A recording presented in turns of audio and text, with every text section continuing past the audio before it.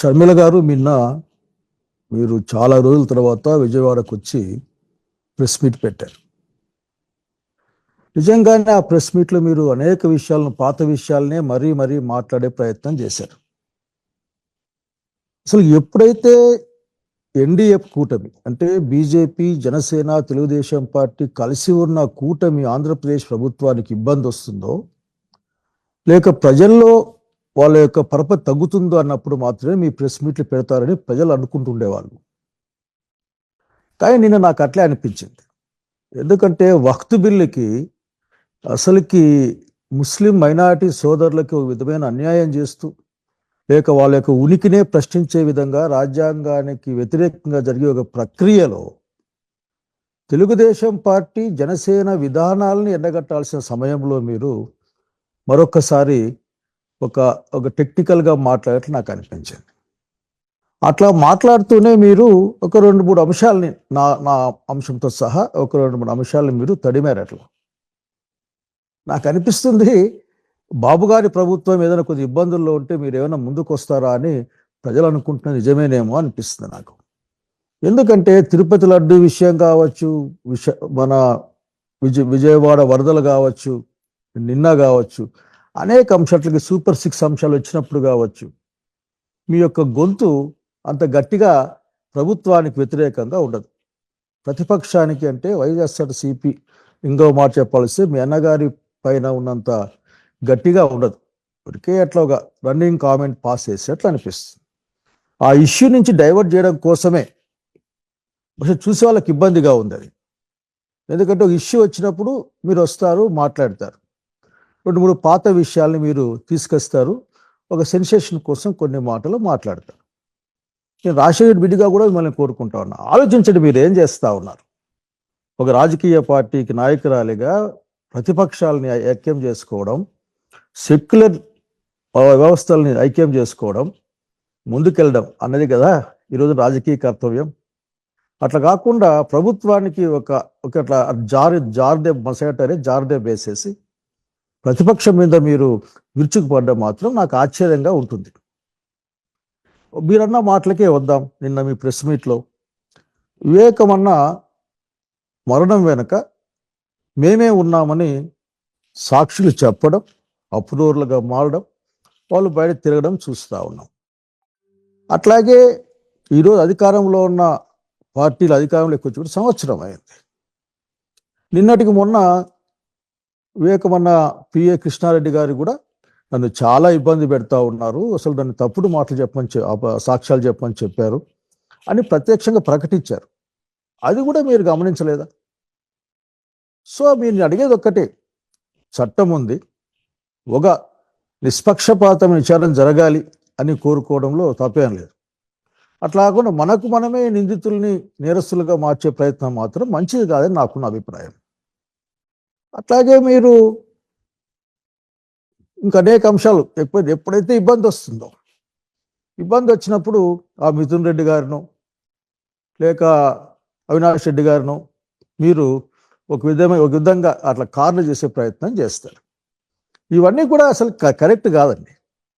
ఎందుకంటే నేను మిమ్మల్ని అసలు ఇట్లా మాట్లాడాల్సి వస్తుందని అనుకోలే. మీరు ఇంకో మాట మాట్లాడారు.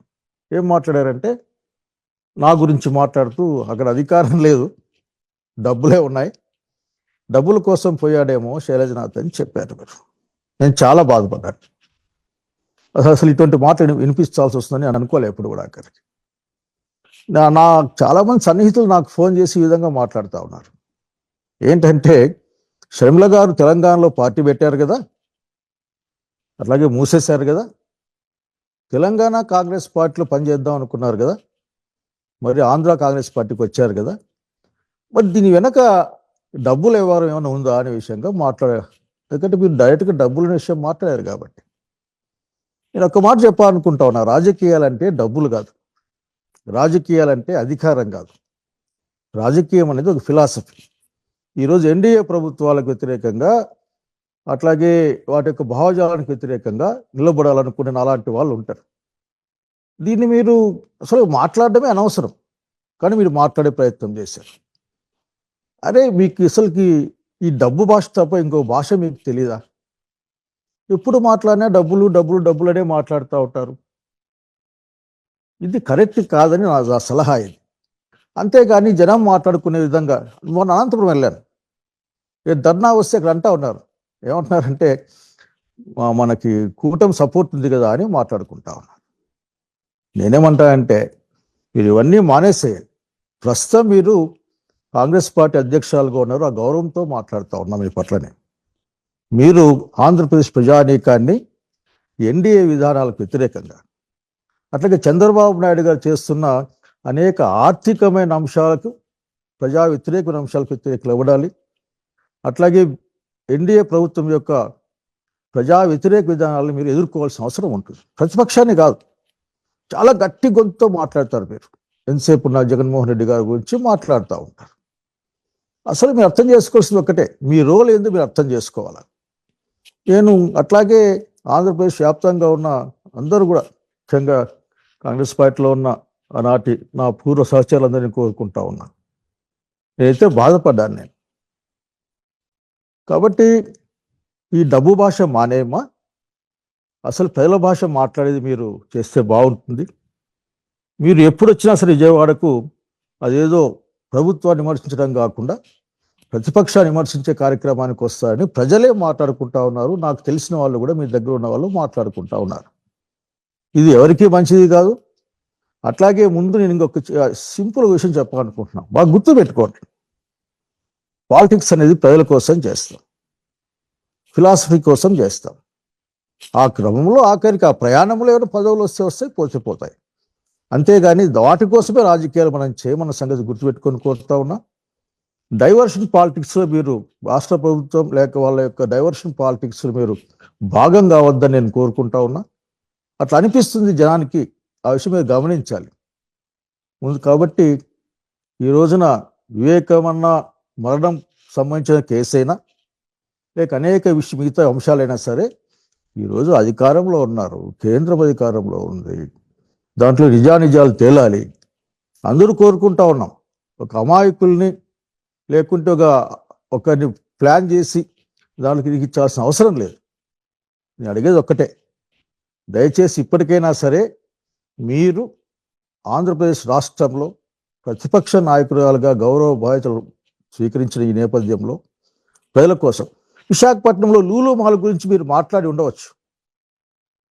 అట్లాగే రాజధాని నిర్మాణం జరుగుతున్న అనేకమైన అవకతవకల గురించి మీరు మాట్లాడి ఉండవచ్చు.